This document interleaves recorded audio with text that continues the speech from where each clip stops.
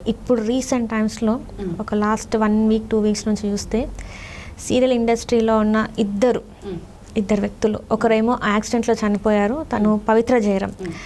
తన భర్త అనాలా, ఫ్రెండ్ అనాలా, మరి ఇంకేమనాలో తెలియదు. ఒక 2-3 డేస్ తర్వాత తను ఆత్మహత్య చేసుకున్నారు, హ్యాంగ్ చేసుకున్నారు చంద్రకాంత్. కేవలం వాళ్ళ ఫ్యామిలీ చెప్పడం ఏంటంటే ఇండస్ట్రీలోకి రాకముందు బాగానే ఉన్నారు, ఇండస్ట్రీలోకి వచ్చాకనే ఈ విధమైన ఒక ఇదైపోయింది. ఫ్యామిలీకి ఇప్పుడు 5 years నుంచి దూరంగా ఉన్నారు, ఆమెతోనే ఉంటున్నారు అని చెప్పేసి మాట్లాడుతున్నారు. అంటే ఇండస్ట్రీలో ఆయన వైఫ్ కానీ ఆయన కుటుంబ సభ్యులు కానీ మాట్లాడుతున్నారు. అండ్ అక్కడ వాళ్ళ పిల్లలు కూడా అంటే వీళ్ళ వైఫ్ చెప్పిన దాని ప్రకారం చూస్తే వాళ్ళ పిల్లలు కూడా ఏం అనలేదు, పవిత్ర జయరాం పిల్లలు కూడా ఏమనలేదు, వాళ్ళు సపోర్టివ్గానే ఉన్నట్టుగా వాళ్ళిద్దరు వాళ్ళ లైఫ్ వాళ్ళు లీడ్ చేస్తున్నారు, మేము ఎందుకు ఆబ్జెక్ట్ చేస్తామని చెప్పేసి వాళ్ళు అన్నారు అని చెప్పేసి కూడా తినే అంటుంది. ఇండస్ట్రీని ఎందుకు బ్లేమ్ చేస్తున్నారు మరి? అంటే వాళ్ళ ఉన్న ఏజ్కి వాళ్ళకి తప్పేదో ఒప్పేదో తెలియలేదా? ఇండస్ట్రీలోకి రావడం వల్ల ఇలాంటివి జరిగాయని చెప్పేసి వాళ్ళు చెప్పడం జరిగింది. మరి మీరేమంటారు దీనిపైన? ఇక్కడ ఏంటంటే ఆవిడతో నాకు ఒక 15-20 రోజుల పరిచయం మాత్రమే ఉంది. నేను కోడళ్ళు జోహార్లని ఒక సీరియల్లో ఆవిడ అత్తగారు, ఆవిడతో కలిసి నేను 15-20 days అంటే ఒక 3 schedules నేను ఆ సీరియల్లో వర్క్ చేశాను. అందులో ఆవిడతో క్లోజ్గా నేను ఒక 15-20 days వర్క్ చేయడం జరిగింది.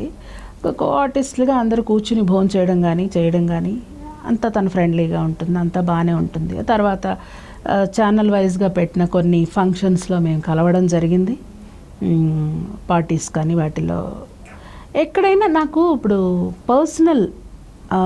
ఆవిడ పర్సనల్ లైఫ్ మనకి ఈ ర్యాపో సరిపోదు, నాకు ఆవిడ పర్సనల్ లైఫ్ని టచ్ చేయడానికి. అయినా సరే తను చాలా జోవియల్గా, ఫ్రెండ్లీగా, చక్కగా ఉండే మనిషి, మంచి ఆర్టిస్ట్ అండి. ఇక్కడ మీరే అన్నారు, చిన్న మనిషి అయితే కాదు ఆవిడ, పెద్ద ఆవిడే. అంటే పెళ్ళికి ఎదిగిన 2 పిల్లలు ఉన్నారు.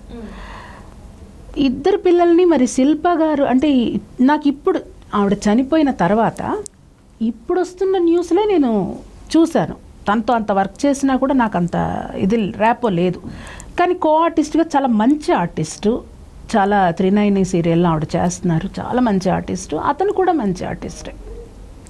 యాజ్ ఏ ఆర్టిస్ట్గా అరే అని బాధ అనిపిస్తుంది. పోతే ఈ పర్సనల్ లైఫ్లోకి వెళితే ఈవిడ పిల్లల్ని పోయి వాళ్ళ మిస్సెస్ అడిగింది అన్నారు కదా, ఇది కూడా నేను చూశాను. కానీ ఏ బిడ్డలైనా సరే తల్లి ఎంచుకుంటున్న మార్గం తప్పు అనిపిస్తే ఖచ్చితంగా ఖండించాలి. ఇదే పవిత్ర జయరాం గారు 2-3 ఇంటర్వ్యూస్లో నాకు 16 yearsకి మ్యారేజ్ అయిపోయింది, నేను డివోర్సీ, నాకు 2 పిల్లలు ఉన్నారు, నేను లైఫ్ లీడ్ చేస్తున్నానని చెప్పారు. అంటే ఏం చెప్పారు? లైఫ్ లీడ్ చేసిన హస్బెండ్ లేరు, పిల్లలతో నేను సింగిల్ పేరెంట్గా వెళ్ళిపోతున్నాను అన్నారు. మొన్న ఈ ఇన్సిడెంట్ జరిగిన తర్వాత మనకు బాగా తెలిసిన యాంకర్ వారు ఇంటర్వ్యూ చేస్తుంటే ఆ పిల్లలు 2 పక్కన వాళ్ళ ఫాదర్ కూర్చుని ఏడుస్తున్నారు. అదేంటి, లేదు మా ఫాదర్ ఉన్నారని ఆ పిల్లలే చెప్తున్నారు కదా, ఆ పిల్లలే చెప్తున్నారు. ఈవిడ చూస్తేనేమో సరే ఏది ఏమన్నా కానీ ఈవిడ యాక్సిడెంటల్గానే పోయింది, అది భగవంతుడి నిర్ణయం, నిందలేందే బొందిపోదు. కాబట్టి ఆవిడ ఏదో వెళ్ళిపోయింది. ఇక్కడ ఇంకొకటి ఏంటంటే డ్రైవర్ ఎవరో తెలియదు, ఇప్పటి వరకు ఇది రాలేదు, ఎంతమంది వెళుతున్నారు అందులో తెలియదు. సరే ఏదేమన్నా ఆవిడ యాక్సిడెంట్గానే పోయింది. పోయిన తర్వాత ఆ తర్వాతే ఇతను చనిపోయాక వచ్చింది కదా, ఆ 3 daysలో ఇతను 2 interviews ఇచ్చాడు చందు.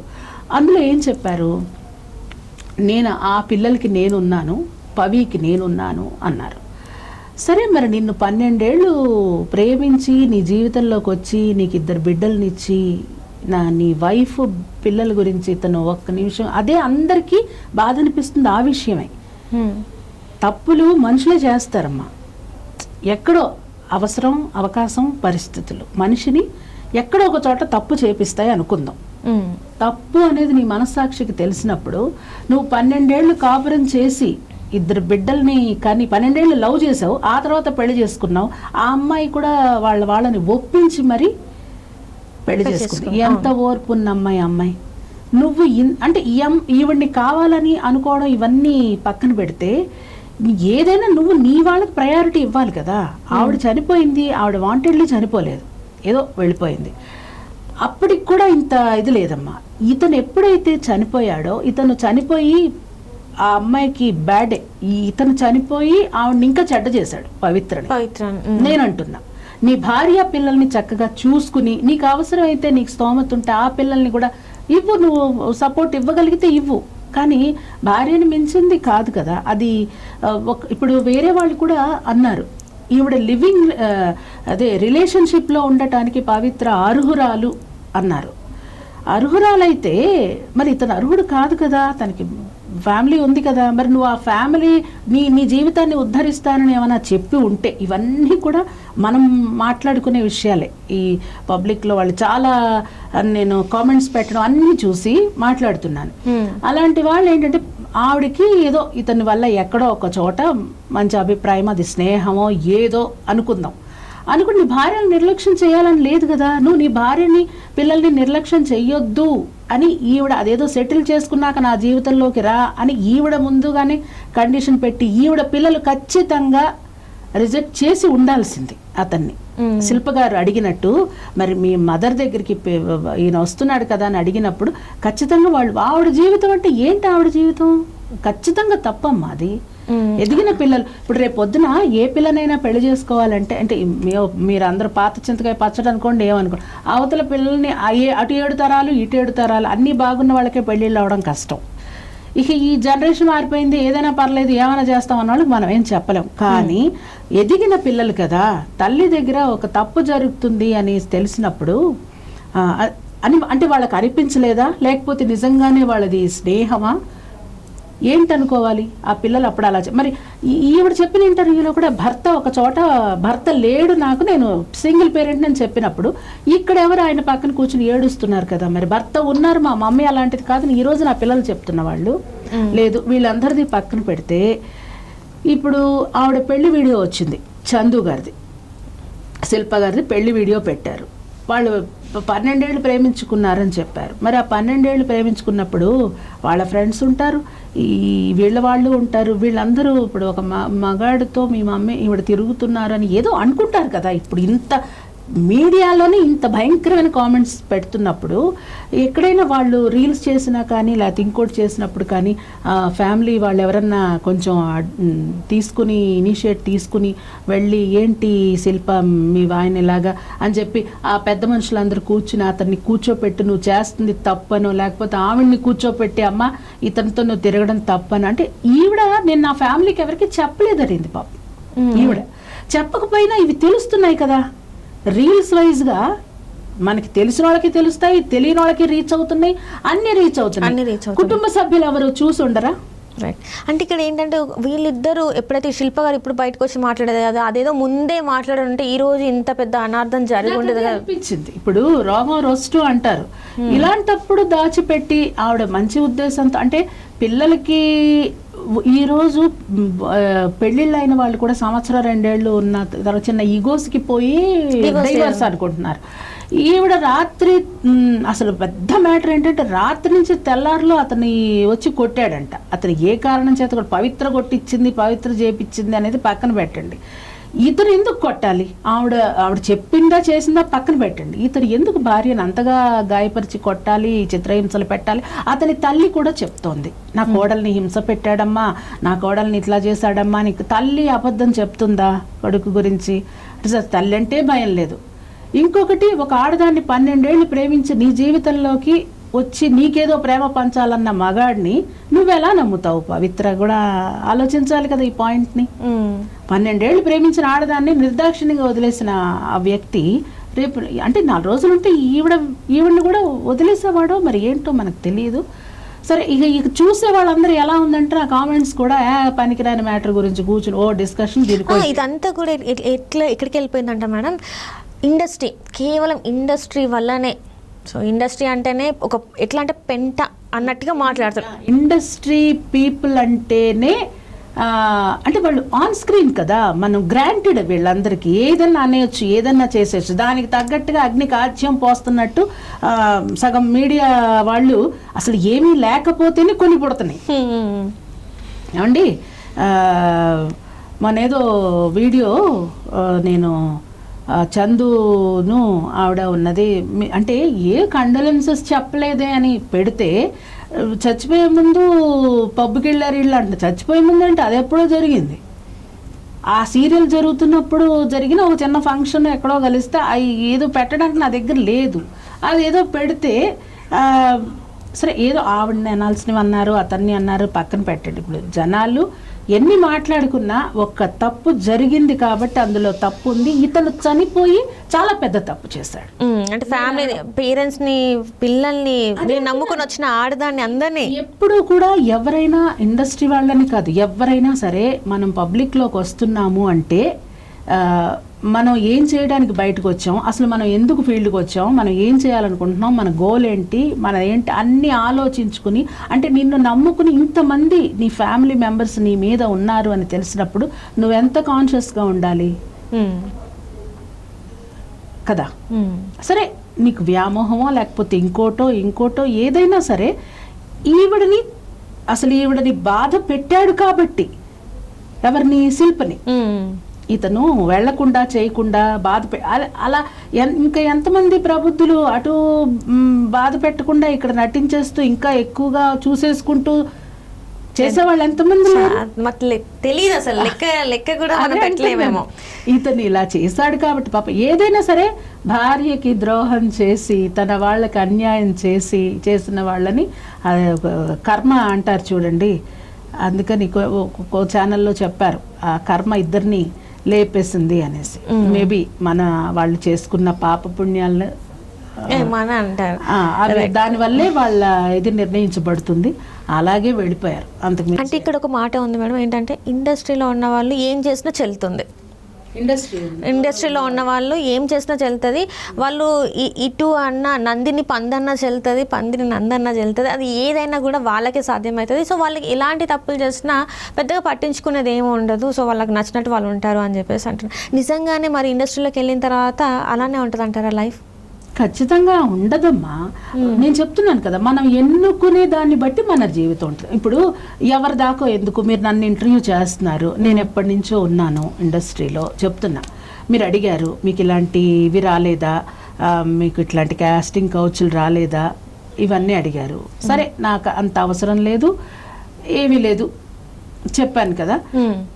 లేదు నేను రహదారిలోనే వెళదాం, నాకంటూ ఒక విద్వత్తు ఉంది అనుకున్నాను, నాకు ఇది చాలు అనుకున్నాను. నేను నంది అవార్డును సూపర్ స్టార్ నేను అవ్వాలని అంటే భగవంతుడు ఇస్తే అవుతా, లేదని దానికోసం గిడ్డదారులు తొక్కాల్సినంత అవసరం లేదు. అంటే మనకెంత ఉందో దీంతో ప్రాప్తము, తృప్తి కూడా పొందాలి. మనకి ఇది చాలు అని అనుకోవాలి.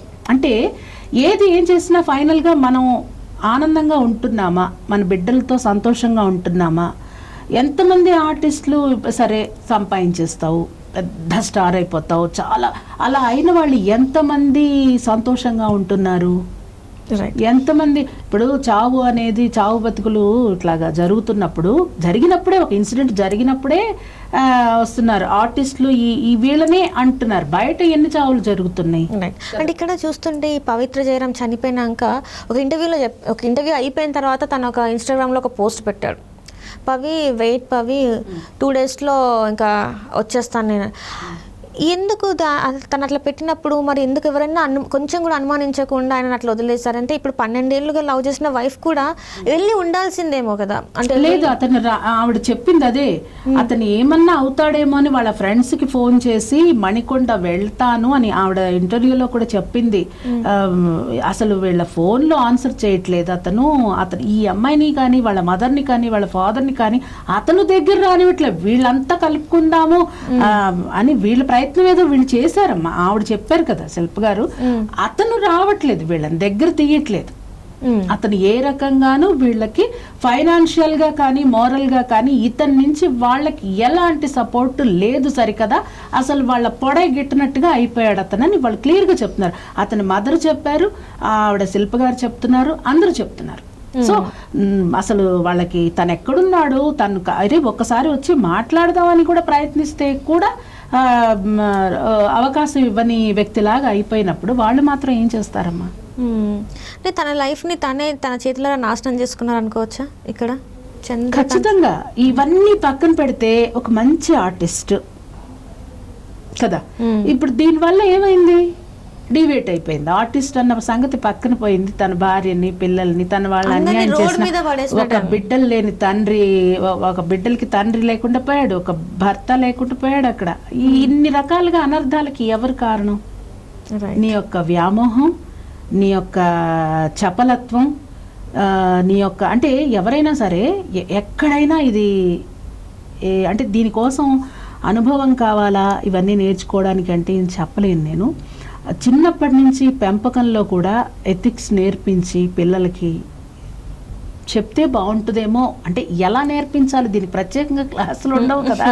మనిషి మనస్తత్వం, ఆ మనిషి చాలా మంది ఉన్నారు. ఇండస్ట్రీ పక్కన పెడితే ఇలాంటి వాళ్ళు చాలా మంది నేను చూస్తున్నా. అంటే ప్రతి వాళ్ళ లైఫ్ ఫుల్ఫిల్గా ఉండదు. నాకో ప్రాబ్లం ఉండొచ్చు, మీకో ప్రాబ్లం ఉండొచ్చు అని చెప్పేసి ప్రాబ్లం వచ్చింది కదా అని ఏ ఆడపిల్ల కూడా పరాయి మగవాడికి షేర్ చేయొద్దు.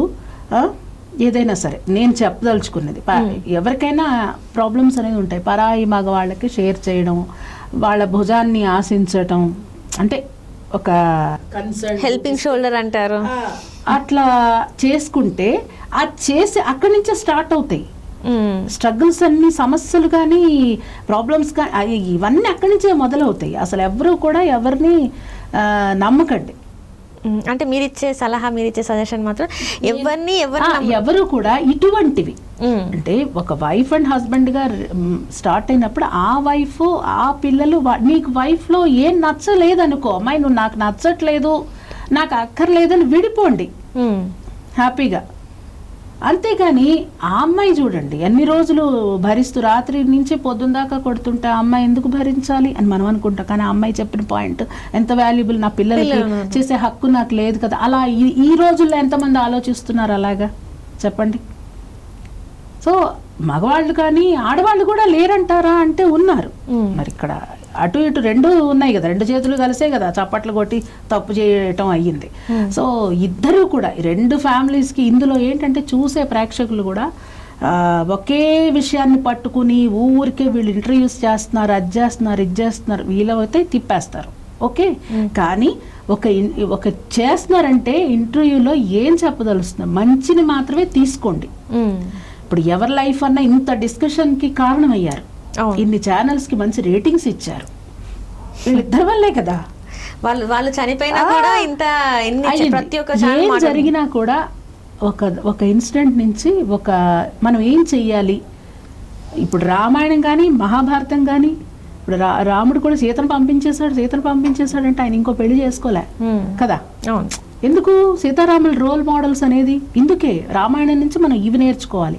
భారతం అంతా మంచి క్యారెక్టర్స్ నేర్చుకోవాలి, మనం ఎలా మెలగాలి, ఎలా చేయాలి, ఎలా ఇవన్నీ పిల్లలకి ఇన్బిల్ట్ చిన్నప్పటి నుంచే. తల్లి తండ్రి అంటే ఒకప్పుడు చూడండి, నేను ఇలా చెప్తున్నాను అనుకోవద్దు, ఇంకా జనరేషన్ మారిపోయి ఇంకా ఎటు వెళ్ళిపోతున్నావు. ఒకప్పుడు ఉమ్మడి కుటుంబాలు ఉండేవి ఏమ్మా. ఉమ్మడి కుటుంబాలు ఉన్నప్పుడు నేను ఈ విషయం చెప్తున్నాను అనుకోవద్దు. బాబాయి అన్నయ్యలు అందరూ ఉన్నప్పుడు బలగం, దాన్ని బలగం అంటారు. కుటుంబం అంతా కలిసి ఉండడమే బలగం. అప్పుడు ఒక ఆడపిల్ల ఇంట్లో నుంచి బయటికి వెళ్ళాలన్నా, ఒక తప్పు చేయాలన్నా చాలా ఇదిగా ఉండేది. ఎందుకు, తండ్రి గారవం చేసినా బాబాయ్ ఇంటికి వస్తున్నాడు అనగానే లేచి పుస్తకాలు చదవటం ఏదో ఒకటి చేసేవాళ్ళు. అలాగే పిల్లలు ఎంతమంది ఉండేవాళ్ళమ్మా అప్పుడు ఉమ్మడి కుటుంబాలు? చాలా మందికి అనేవాళ్ళు పిల్లలు, అవునా. ఒక పిన్నో పెద్దమ్మో వంటింట్లో పనులు చేస్తుంటే అందరూ, అంటే నా జనరేషన్ నుంచే ఈ ఉమ్మడి కుటుంబాలు కాకుండా పెళ్ళి అవగానే భర్తను తీసుకుని వేరు కాపురం ఉండడం అనేది జరుగుతుంది. అంటే అబ్బాయి ఉద్యోగరీత్యా కావచ్చు, లేకపోతే ఏదన్నా కానీ ఒకప్పుడు ఎలా ఉండేవి, పొలాలు పుట్రలు ఇలా ఉండేవి కదా. సో అందరూ ఆ పెద్దమ్మలు పిన్నులు అందరూ ఉన్నప్పుడు చేసే పనులు చేస్తూనే ఉండేవాళ్ళు. పిల్లలకి పుష్టికరమైన ఆహారం అందేది, చాలా ప్రశాంతమైన వాతావరణం. ఇంకోటి అంతమంది పిల్లల్ని కనేవాళ్ళు కదా. ప్రేక్షకులు కూడా ఎవ్వరేమనుకోకండి, కానీ ఈ పిల్లల్ని ఏ టైంలో భార్యాభర్త కలుస్తున్నారని ఎవరికన్నా తెలిసేదా ఏమ్మా? బామ్మలు అమ్మమ్మలు పిల్లల్ని పక్కన పెట్టుకుని రామాయణ భారతాలు చెప్పేవాళ్ళు, పెద్దవాళ్ళ శిక్ష నేర్పించేవాళ్ళు. నలుగురు పిల్లల్ని 5 పిల్లల్ని కన్నా కూడా ఎప్పుడు సంసారం చేసేవాళ్ళు, ఎప్పుడు కనేవాళ్ళు ఎవరన్నా చూసారా? ఇప్పుడు అబ్బాయికి పిల్లలకి చిల్డ్రన్స్ రూమ్, ఆ రూమ్, ఈ రూమ్, మొత్తం ప్రపంచాన్నే వాడికి చేతికి ఇస్తున్నారు. ఏమిటి, ట్యాబ్ ఒకటి, సిస్టమ్ ఒకటి, ఇప్పుడు ఐఫోన్ ఒకటి, మొత్తం ఉండాలి, మాకు అన్నీ ఉండాలి. వాడేదో చూస్తుంటాడు ఇలా తిప్పి, అదేదో వస్తుంది, ఇదేదో బాగుంది, ఇది వెరైటీగా ఉంది, దాన్ని ఓపెన్ చేస్తాడు, ఏమిటో ఓపెన్ అంటే వాడి మైండ్ ఎలా డెవలప్ అవుతుంది అది తల్లిదండ్రులు గమనించడానికి. ఒకప్పుడు అనుకో ఏదన్నా చెయ్యాలన్నా ఇంట్లో అంతమంది ఉండేవాళ్ళు కదమ్మా, ఇటు అసలు గ్యాడ్జెట్స్ ఎక్కడవి అప్పుడు? కథలు చెప్పేవాళ్ళు, తిండి తినేవాళ్ళు, మంచి ఆహారం ఉండేవాళ్ళు. ఈ అంటే ఇప్పుడు చెప్తుంది కూడా ఏంటంటే ఓపెన్ సెక్స్ ఇలాగా ఉండటం ఎవరికి తెలిసేది కాదు ఒక వయసు వచ్చేదాకా కూడా. ఇప్పుడా చిన్నప్పటి నుంచే లవ్వులు ఏంటి అన్నీ తెలిసిపోతున్నాయి పిల్లలకి. అవునా? అవును, ఈ గ్యాడ్జెట్స్ వల్ల. సో అందుకని తల్లిదండ్రులు ఏం చేయాలి? ఇప్పుడు పొద్దున్నుంచి మొగుడు వెళ్తాడు, ఒక సాఫ్ట్వేర్ ఏదో అనుకుందాం, పొద్దున్నుంచే పక్కదాంతోనే స్నేహం ఉంటుంది. అవునా కదా? పక్క వాళ్ళతో స్నేహం ఉంటుంది. పొద్దున వెళితే రాత్రి వరకు, ఇంకా వీలైతే నైట్ డ్యూటీల వరకు. అరే ఏంట్రా అని నేను కల్చర్ తప్పని కాదు, అక్కడ ఏమవుతుంది, నీకు నువ్వు టైం తీసుకోవాలి. నా భార్య పిల్లలకి టైం ఇవ్వాలి నేను వాళ్ళకి అని, ఆ భార్య కానీ ఉద్యోగస్తులైనా కూడా మా ఫ్యామిలీ కోసం టైం తీసుకోవాలి, కలిసి కూర్చొని మాట్లాడి. అంటే పక్క రూమ్లో నుంచి కూడా మమ్మీ టిఫిన్ పెట్టవా అని ఫోన్ చేసే స్థాయికి వచ్చేస్తారు ఇప్పుడు. కాబట్టి ఇవన్నీ ఎందుకు చెప్తున్నానంటే ఫ్యామిలీలోనే టైం తీసుకుని మన పిల్లల్ని పెంచే విధానం కానీ, పెద్దవాళ్ళనేమో వృద్ధాశ్రమం కదా, ఇప్పుడు పెద్దవాళ్ళని చూసుకునే టైంలో మెయిడ్ ఉంటుంది చూసుకోవాలి, అంటే చేయలేక